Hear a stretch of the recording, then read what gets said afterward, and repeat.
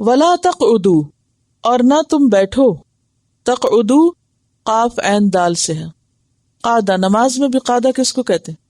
بیٹھنے کو. ولا تقعدوا، اور نہ تم بیٹھو، بکل صراط، ہر راستے پر، ہر راستے پہ مت بیٹھو، توعدون، تم ڈراتے ہو دھمکاتے ہو، کس کو؟ یعنی لوگوں کو. کیسے؟ ان کے مال چھین کے یا ان سے ٹیکس وصول کر کے. وتصدون، اور تم روکتے ہو، کس سے؟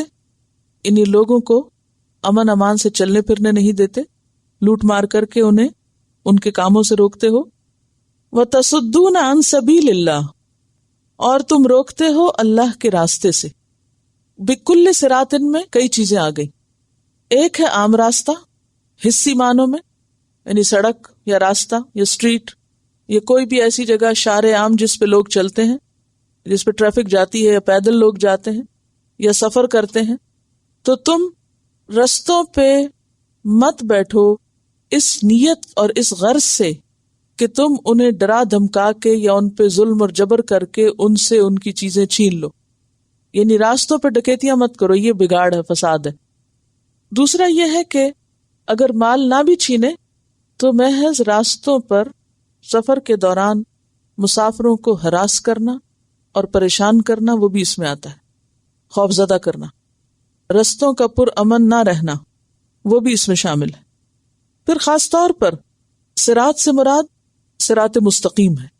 اور صراط مستقیم حصی ہے یا مانوی؟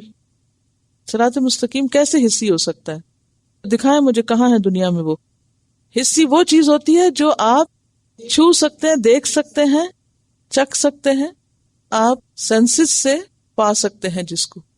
اور مانوی کیا ہوتا ہے کہ اس معنی میں آ رہی ہے یہ بات، فزیکلی کہیں ہے نہیں، وہ معنی میں ہے، شکل میں نہیں ہے، اس کی فارم نہیں ہے، بلکہ اس کا میننگ ہے، ایبسٹریکٹ ہے وہ.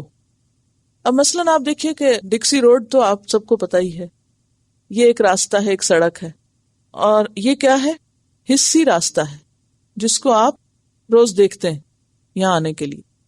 اور دوسرا آپ اللہ کے راستے پہ چل کے آتے ہیں یہاں، وہ کدھر ہے سڑک؟ ذرا وہ بھی دکھائیں مجھے.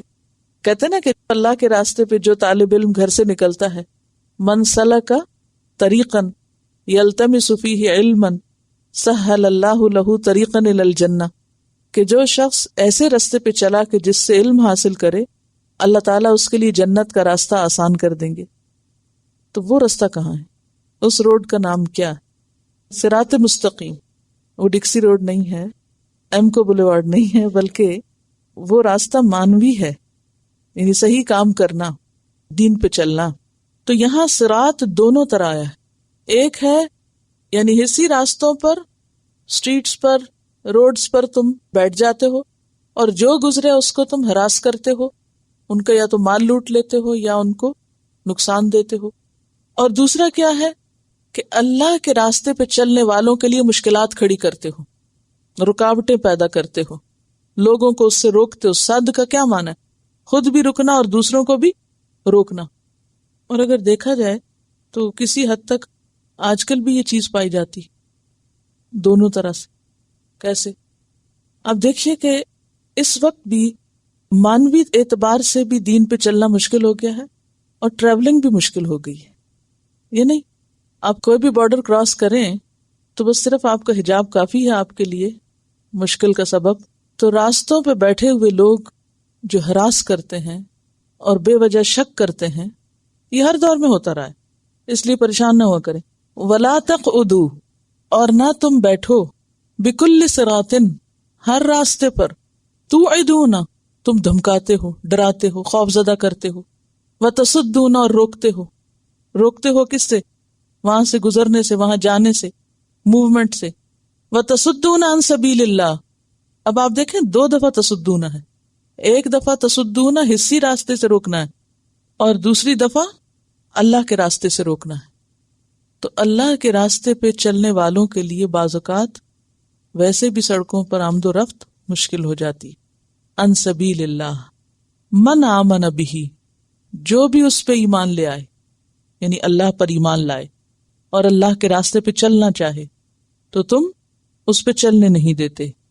وتبغونہا عوجا، اور تم تلاش کرتے ہو اس کے ٹیڑھے پن کو، یعنی دین کے راستے پر چلنے والوں کو شکوک و شبہات میں ڈالتے ہو.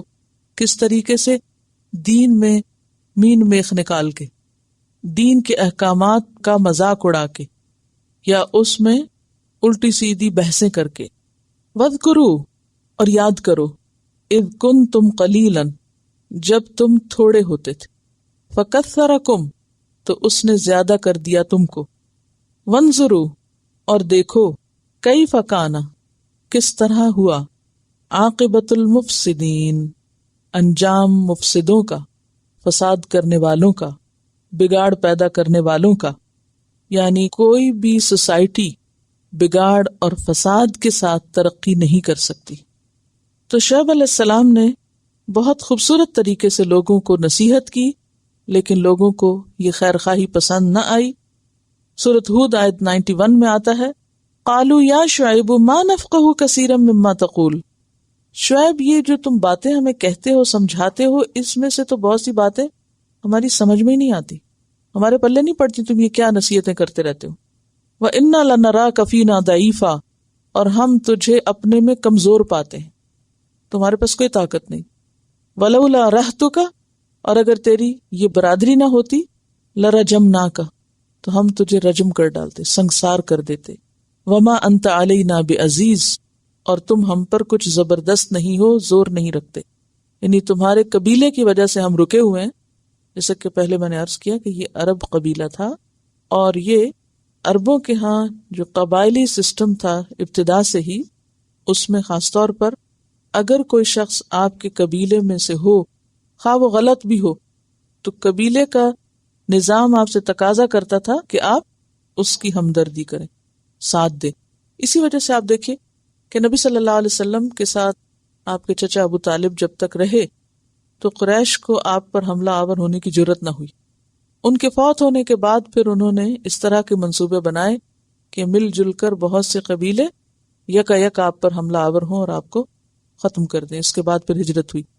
تو جیسے شروع میں نے بتایا تھا کہ پیغمبروں کے یہ واقعات اور قصے اس لیے بیان کیے جا رہے ہیں تاکہ نمبر 1 لوگوں کو عبرت ہو، نصیحت ہو، سبق حاصل ہو، اور نمبر 2 نبی صلی اللہ علیہ وسلم کے دل کو تسلی ہو کہ آپ کے رستے میں جو مشکلات آ رہی ہیں وہ نئی چیز نہیں ہے.